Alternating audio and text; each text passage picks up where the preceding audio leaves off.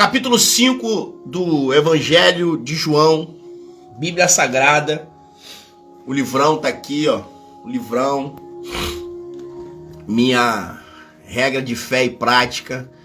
Compartilha essa live com alguém. Manda pro maior número de pessoas que você puder, porque a palavra que eu vou liberar, ela é muito forte. Ela tem uma conotação e um objetivo muito verdadeiro de dar uma direção para você, de te conduzir a um novo tempo, a um novo experimento de vida. Primeiramente, é óbvio, com Deus, mas consigo mesmo e para com as pessoas. O capítulo 5 de João,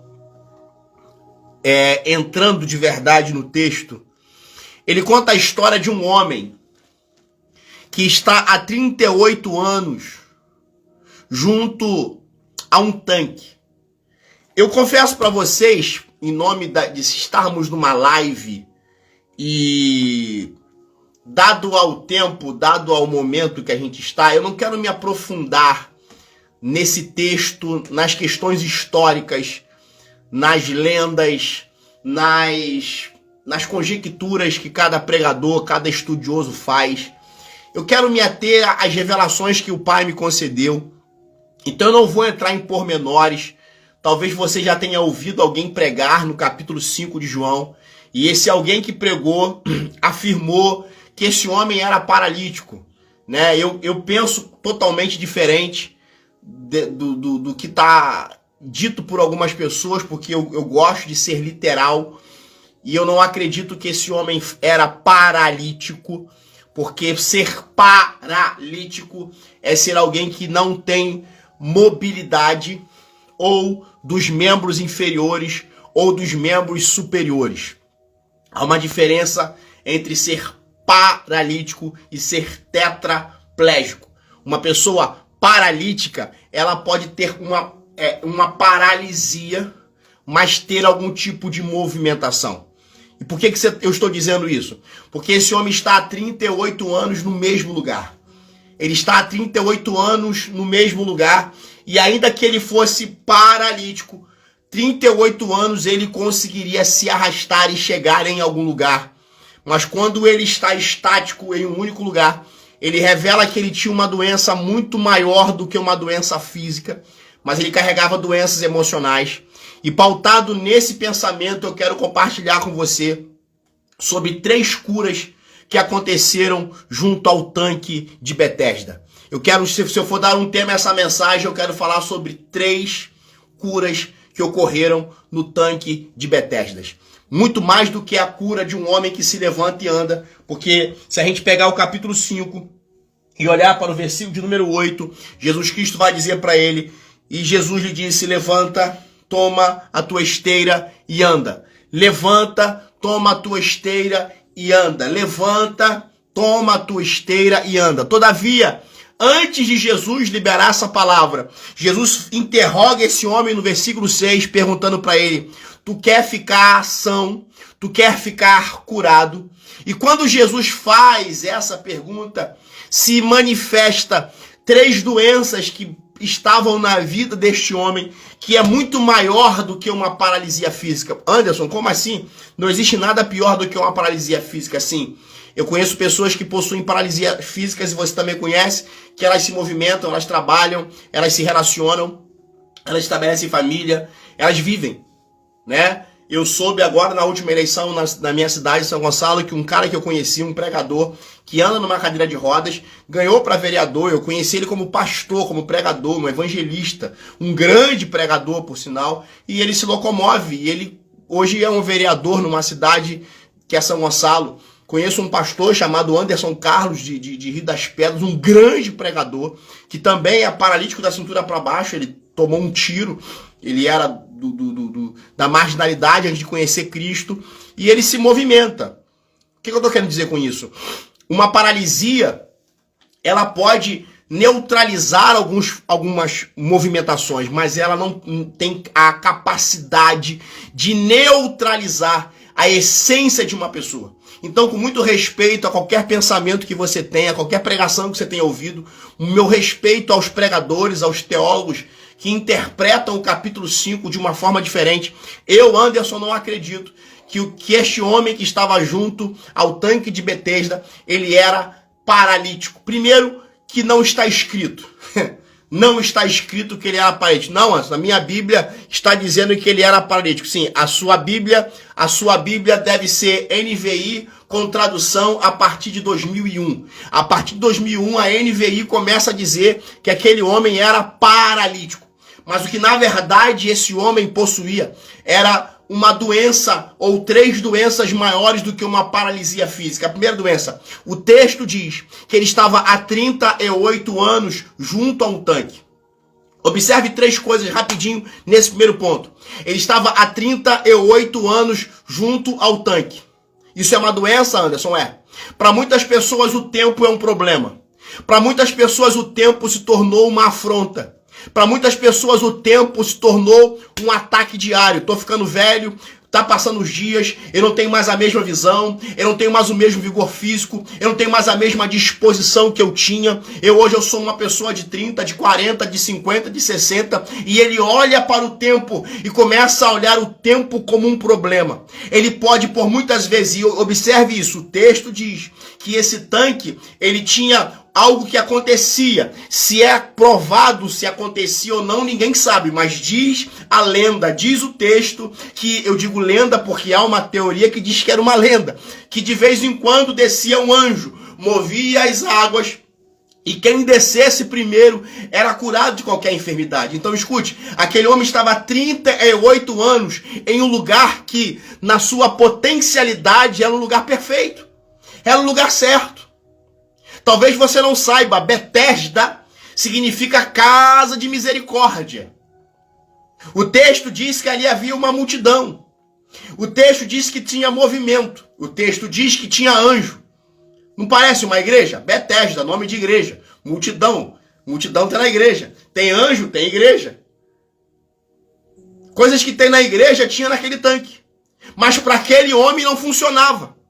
Você já percebeu que tem gente que nasce em lugares diferentes e vence?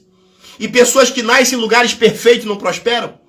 Você já percebeu que você de vez em quando você fala sobre alguém, você fala assim, rapaz, fulano é talentoso, mas... Quando você coloca esse mais, você está dizendo que esse alguém é detentor de algum problema. Fulano é muito bonita, ciclano é muito bonito, mas... John Maxwell escreveu um dos livros mais fortes do seu ministério que diz, talento não é tudo. Tem gente que confia demais no seu taco. E quando as coisas não acontecem, a Bíblia diz que a esperança demorada adoece o coração.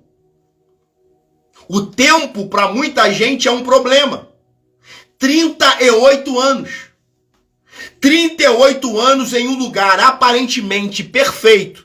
Em um lugar aparentemente correto. Pô, eu estou no lugar onde o anjo vem, onde as águas se movem, onde pessoas são curadas. Eu estou há 38 anos em um lugar onde muita gente foi curada, onde muita gente deu certo, onde muita gente a vida mudou e a minha não muda. Porque você pode estar no lugar certo.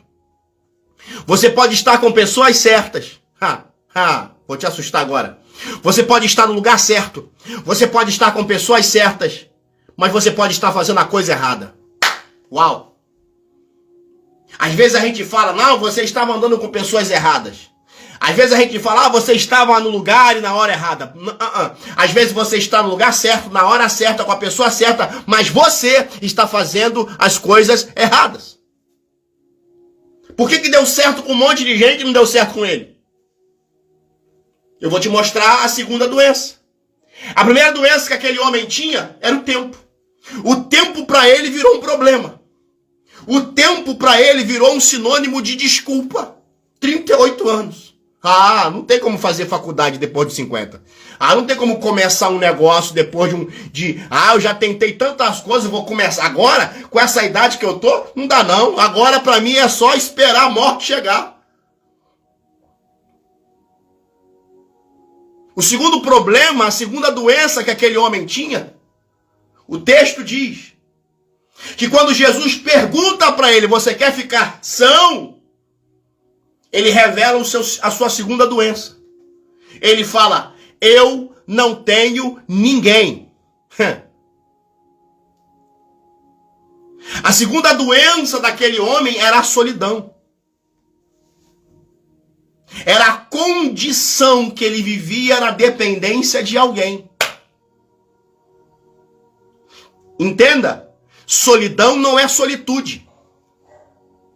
Solitude é estar e desejar ficar só para se autoconhecer. Solidão é estar no meio de uma multidão, e o texto diz que ali havia uma multidão e não ter conexões. Vivemos um tempo em que as pessoas dependem do que os outros estão dizendo. Dependem do que os outros estão falando. Se os outros vão elogiar. Oh, geração carente de prestígio. Geração que não vem com a cara limpa nas redes sociais, mas precisa nada contra, pelo amor de Deus. É só para você entender. Mas precisa da maquiagem e em cima da maquiagem do filtro, e se puder coloca um filtro em cima do filtro, porque eu não posso aparecer de cara limpa, porque as pessoas vão ver a minha olheira, as pessoas vão ver que eu não sou tão bonito assim, que na verdade eu não sou tão legal da maneira como eu passo, e aí as pessoas entram em redes sociais de relacionamentos e postam uma foto que não evidenciam de verdade quem elas são, porque no primeiro momento eu não posso mostrar quem eu sou, porque eu posso assustar as pessoas. A segunda doença que aquele homem tinha era uma solidão. Era uma carência, uma necessidade de uma aprovação. Jesus pergunta, você quer ficar são? Ele fala, eu não tenho ninguém. E quem disse que você precisa de alguém para vencer? Não, Anderson, eu aprendi que sozinho ninguém chega a lugar nenhum. É verdade, sozinho ninguém chega a lugar nenhum. Mas dependente dos outros também a lugar nenhum você chegará. Tá entendendo isso? Eu não posso, em detrimento a um pensamento, anular uma verdade. Eita! Sozinho ninguém chega a lugar nenhum. Verdade. Mas em nome disso eu vou mendigar relacionamento? Em nome disso eu vou mendigar amizade? Porque sozinho eu não vou chegar a lugar nenhum, eu vou ficar babando, desculpa a expressão, babando o ovo de gente que pouco me assiste, que não celebra a minha presença?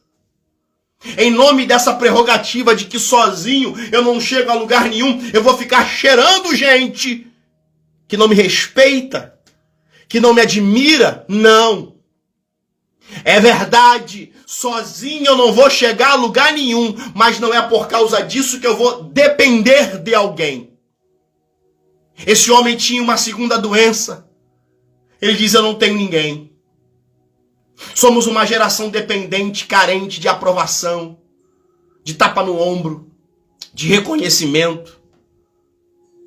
Hoje eu estava no mercado e eu vi as 3 caixas, mais a menina empacotadora conversando, e uma disse, porque você tem que sair para passear, porque você só fica em casa. E aí uma virou e falou assim, eu não tenho homem para me sustentar.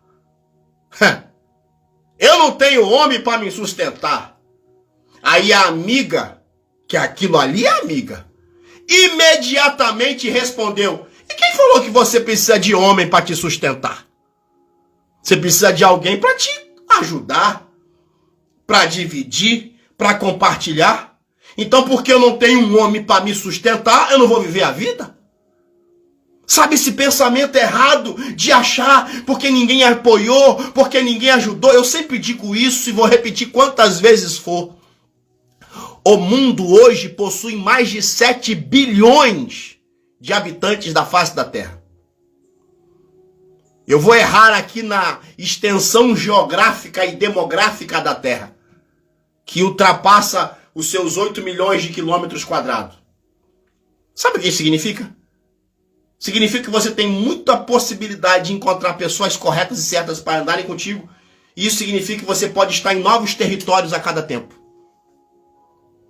Você vive eternamente pensando que o mundo gira em torno daquilo que você vê, das pessoas que atualmente você conhece. E por isso você travou sua vida. Existem possibilidades, conexões. O maior segredo da minha vida foi o dia que eu aprendi a dizer não para pessoas que eu só dizia sim. Gente que eu admirava, mas elas não me admiravam. Eu as respeitava, mas elas não me respeitavam. Eu as honrava, mas elas não me honravam. Então, quando elas ligavam para mim, eu de bate pronto atendia. Quando eu ligava para elas, sempre ficava para depois. Quando elas vinham até mim, me pedindo um socorro, eu prontamente batia continência. Quando eu ia até elas, elas falavam, espera um pouquinho. Até que um dia a ficha caiu. Eu disse, peraí. Se eu não me valorizar, quem o fará? E aí eu comecei a dizer não. E quando você começa a dizer não, você fica antipático, metido, soberbo, marrento, mudou. Não, você passou a entender o teu nível de importância. A primeira doença que esse homem possuía era o tempo. A segunda, a solidão. A terceira doença, o texto diz que Jesus pergunta, queres ficar são? Ele revela a segunda doença e a terceira ao mesmo tempo. Ele fala, eu não tenho ninguém, vírgula, e quando eu tento, chega outro antes de mim. A terceira doença que aquele homem possuía era viver debaixo de competições. Eita!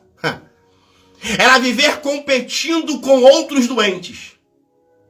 Era viver tentando ver quem chega primeiro. E a gente não é diferente hoje. Quem tem mais seguidor? Quem lota a igreja? Quem prega e ganhou mais pessoas? Irmão, foi forte. Tu já viu algum pregador, Alan Nobre, tu já viu algum pregador ao final de um culto postar hoje foi ruim? Tu já viu algum pastor de igreja, ao final de uma reunião, postar, escrever, o culto hoje foi chato? Não, é só assim, que culto foi esse, hein? Hoje foi tremendo. Mentira, tem dia que Jesus nem vai no culto. Mas a gente tem a necessidade de mostrar que tá tudo bem. Já viu a pessoa, quando ela começa a ficar um pouquinho mais gordinha, ela começa a tirar foto como? De cima para baixo. Porque se ela faz de frente, de baixo pra cima, oh meu Deus, outro dia eu vi uma foto de uma pessoa que eu falei, quando tirar a cinta, vai dar ruim. As pessoas vivem competindo. Elas vivem numa necessidade de provar. Oh meu irmão, oh querido. Eu estava hoje no jiu-jitsu e a nossa conversa foi graduação, quem merece a faixa azul, quem merece a faixa roxa, quem merece a faixa marrom, quem merece a faixa preta. E gente fala, eu mereço e tal. E eu falei assim, gente, o problema não é botar a faixa na cintura. O problema é pro combate, pro embate e fazer valer a faixa que dá na cintura. Não adianta eu botar na minha bio 40 anos de ministério, conhecedor da Bíblia, li a Bíblia 365 vezes. Olha, eu sou profundo na palavra. E quando você me pergunta uma coisa da Bíblia, eu não sei te responder. De que vale eu falar, não, porque eu tenho tantos anos de ministério, eu tenho uma carreira ministerial. E aí você olha, tu não vê nada. Uma vez eu falei para uma pessoa isso. Então você fala que é tanta coisa, você não tem um DVD gravado? Um monte de cantor aí tem DVD que você diz que é cantor e não tem um DVD gravado? Eu sou escritor, cadê seu livro? Não tem um livro escrito? Tem escritor aqui de Twitter? Escritor de Facebook? Escritor de Instagram? Não diz que tu é escritor. Não fala que tu é. Não é. Ué, gente. Essa necessidade que as pessoas têm de provar que são, que estão. Sabe assim? Que eu tenho, que eu sou. Eu consigo. Essa necessidade que tem de competir. Ele diz, eu não tenho ninguém. Ei, Jesus estava do lado dele. Aleluia. o Rei dos Reis, o Senhor dos Senhores, o detentor da vida, estava do lado dele, ele estava gritando, eu não tenho ninguém. Tem gente assim. Tem gente que Jesus está com ele, Jesus está com ela, e ela está dizendo, eu não tenho ninguém. Você tem a maioria, você tem Cristo. Você não tem alguém porque você tem uma credencial, porque você faz parte de uma organização. Você não é alguém porque teu nome está nas estampas, teu nome está nos banners. Você tem alguém porque teu nome está no livro da vida. Em nome de Jesus, pega isso. Você não é alguém porque você pregou na igreja do fulano de tal, porque você está na televisão. Não, você é alguém porque um dia Cristo, quando foi para a cruz, ele não pensou na humanidade apenas, ele pensou em você individualmente. Aleluia! Ele sabia que esse dia chegaria na sua onisciência. Ele sabia que haveria todo um momento para mim e para você reconhecê-lo como Senhor e Salvador. Oh, glória! Como é que você não tem ninguém? Como é que você me diz que está sozinha? Como é que você me fala que está sozinho? Você tem a maioria, você tem Jesus com você. Eu não sei tua denominação, eu não sei a essência do que você aprendeu, mas na Assembleia de Deus tem um hino, que é o 515, que diz assim, ó. Se Cristo comigo vai, eu irei, e não temerei, com gozo irei, comigo vai. É grato servir a Jesus, levar a cruz. Se Cristo comigo vai, eu irei. Você tem Jesus, você tem a maioria. Para de falar que você não tem ninguém. Para de falar que você não tem ajuda. Para de falar que você não tem apoio. Deus vai falar a Isaías lá no capítulo 66. Ô Isaías, nunca mais te chamarão desamparada, nem a sua terra assolada, mas te chamarão Efiziba, e a minha terra Beulá. Efiziba se fala aquele ou aquela que casa com Deus, e Beulá é a terra que tem a bênção de Deus. O Efiziba e o Beulá de Deus está em nós. Ei, para de falar que você não tem ninguém. Eu te apresentei as 3 doenças que aquele homem tinha. E para cada uma eu vou liberar uma palavra de cura, embora eu já tenha falado uma aqui agora. Ele disse que ele estava há 38 anos. Então para ele, o tempo era um problema.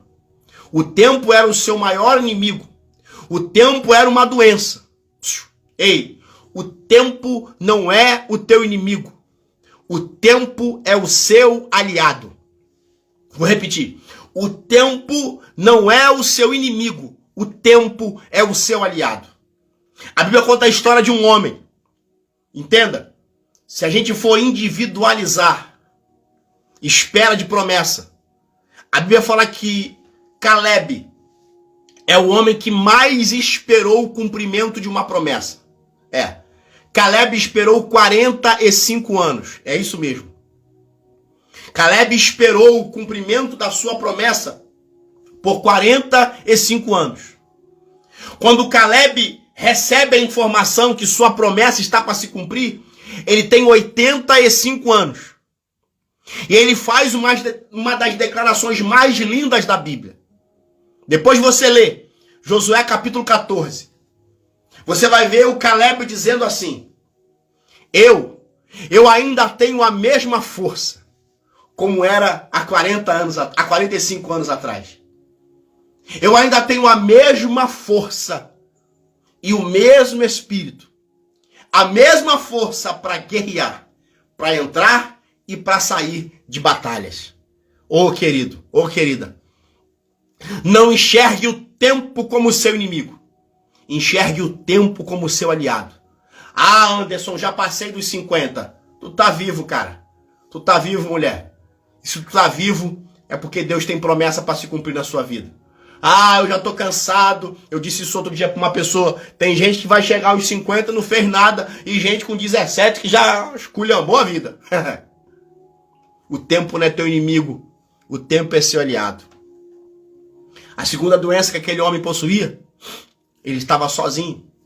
Ele tinha solidão. Mas a Bíblia diz, o salmista vai dizer que Deus faz o solitário habitar em famílias. Aleluia! Deus fará o solitário habitar em família. Sabe o que significa isso? Deus é um Deus que cria conexões. Deus é um Deus que pega uma mulher que nasce maldita e depois se torna maldita. Eita, Anderson, quem é essa? A Ruth. A Ruth, ela nasce maldita porque ela nasce moabita. E moabita, por nascimento, já era maldita. É isso mesmo. Ruth nasce debaixo de maldição por ser moabita. Ela consegue casar com um judeu. Ela consegue casar com um dos filhos de Noemi. Mas o texto diz que seu marido e seu cunhado morrem. E aí ela se torna amaldiçoada novamente porque ela fica viúva. E no Antigo Testamento, viúva e estéril eram sinônimos de mulheres que foram rejeitadas por Deus. Então Ruth se torna uma mulher esquecida. Tá entendendo, não? Só que o texto diz que essa mulher decide contrariar. E ela decide fazer o que ninguém esperava que ela fosse fazer. Ela decide manifestar a sua confiança em Deus, porque ela conhece Deus através de sua sogra Noemi, e ela fala: teu povo será meu povo, o seu Deus vai ser meu Deus. E ela podia dizer: eu não quero esse Deus não. Matou teu marido, matou meu marido, matou meu cunhado. Ela disse: eu quero esse Deus. Ela escolhe um Deus depois de uma tragédia. Uau! A gente só escolhe Deus em tempos de festa. Ruth escolhe Deus no tempo da perda. E ela fala: teu povo vai ser meu povo, o teu Deus vai ser meu Deus. E ela decide contrariar. E aí Deus escreve uma nova história para essa mulher. Eu estou pregando para alguém que consegue entender que você não está sozinho. E se você se sente só hoje, Deus está dizendo para você: eu vou fazer você habitar no meio de família. Eu vou dar para você novas conexões. Eu vou entregar para você novas possibilidades. Eu vou fazer com que você tenha novas possibilidades. A terceira doença, aquele homem vivia debaixo de competição. Uma necessidade de tentar provar. Ah, os outros chegam antes de mim. Os outros chegam primeiro do que eu. Para de viver nessa maratona. Dessa necessidade de provar que você tá mais bonita que a colega, que você tem mais seguidor que o outro, que você teve mais curtida do que alguém. Ô queridão, ô queridona. Alguém me perguntou: por que você fica tanto tempo sem fazer live? Falei: porque eu não faço isso por profissão, eu não faço isso por necessidade, eu faço isso porque eu gosto. Então às vezes eu não faço. Mas há uma necessidade de provar. Há para muitos uma necessidade de competir, de viver sobre esse afã desesperador. Não, eu tô aqui, ó, meu ministério, agenda aberta para 2021. Que nada. Se o Senhor não edificar a casa, em vão trabalhos que nela edificam. Se o Senhor não guardar a casa, em vão vigia o sentinela. Se não tiver Deus, meu irmão, se Deus não tiver como a essência do teu ser, eu vou dizer o que eu disse lá no início. Você pode ser bonito, bonita, ter 1 bilhão na conta, ter o shape perfeito, ter o olho castanho, azul, mas se não tiver Deus, você não tem nada. Eu vejo uma geração que parece ter muita coisa. Quem olha de longe fala: uau, fulano tá bem, fulano tem muitos e muitos e muitos seguidores. O fulano tá bombando na internet.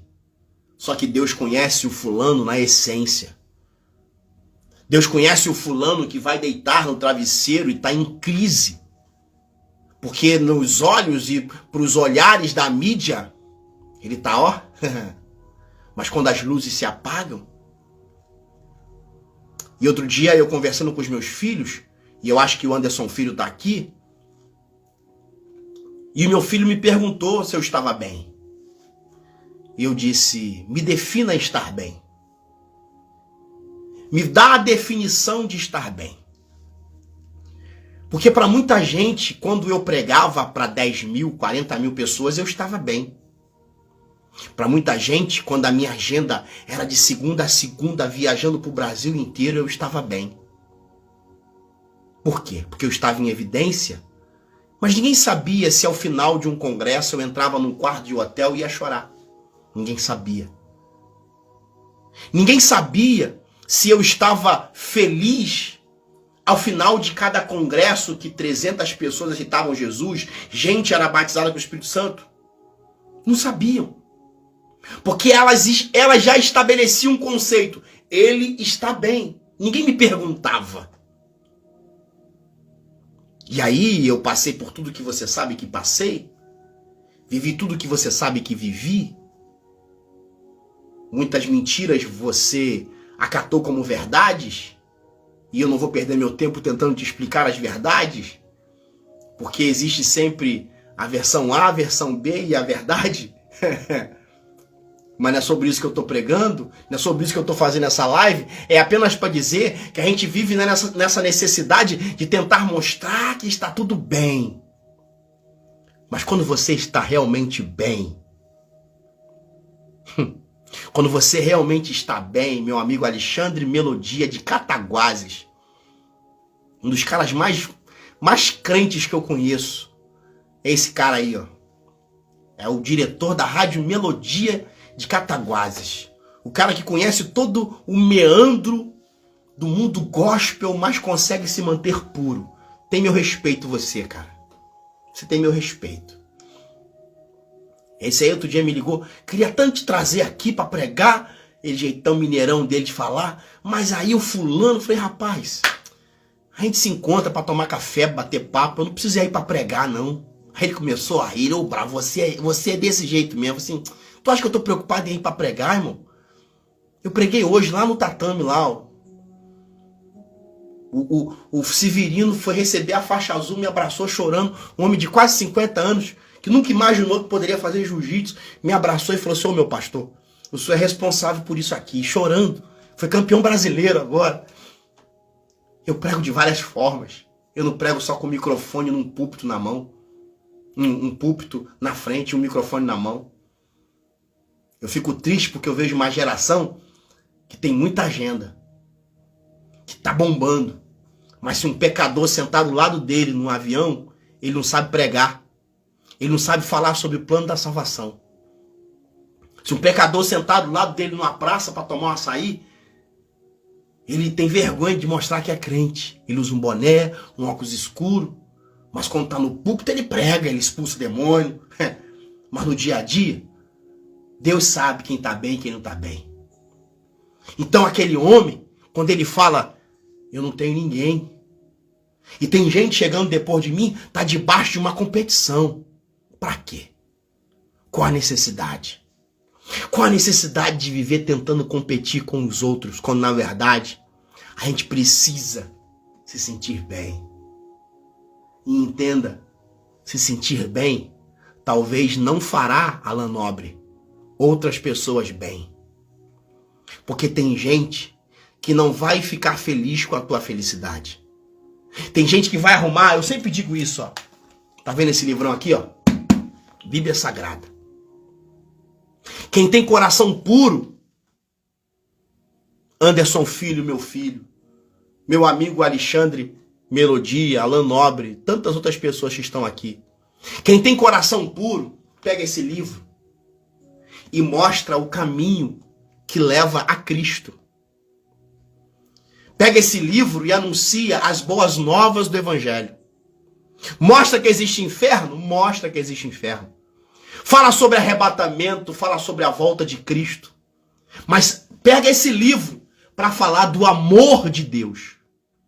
Quem tem um coração ruim, pega esse mesmo livro para arrumar um versículo para te acusar, para arrumar um versículo para te condenar.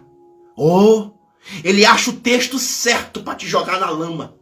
Ele acha o texto certo para dizer que você está no inferno. E foi esse tipo de gente que Jesus conviveu com os fariseus, que conheciam a lei como ninguém.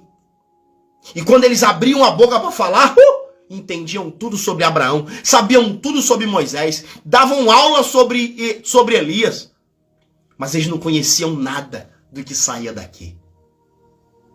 A questão não é o versículo, o capítulo. A questão é a intenção do coração. O apóstolo Paulo vai dizer em Filipenses capítulo 1, a partir do versículo 12, que tem gente que prega até por inveja. Tem gente que prega até para causar dissensão. Tem gente que consegue pegar esse livro aqui e fazer a gente sentir o pior dos piores. Mas há aqueles, Paulo vai dizer, que tem gente que prega por amor ao evangelho. E quem prega por amor ao evangelho, ontem eu postei um vídeo assim, de uma senhorinha cantando na rua. Algumas pessoas me falaram assim, que vídeo lindo. Uma senhorinha, porque eu sei que aquela senhorinha ali não cobrou oferta para cantar, não faz um monte de exigência, estava lá cantando, dançando, animada, com som improvisado.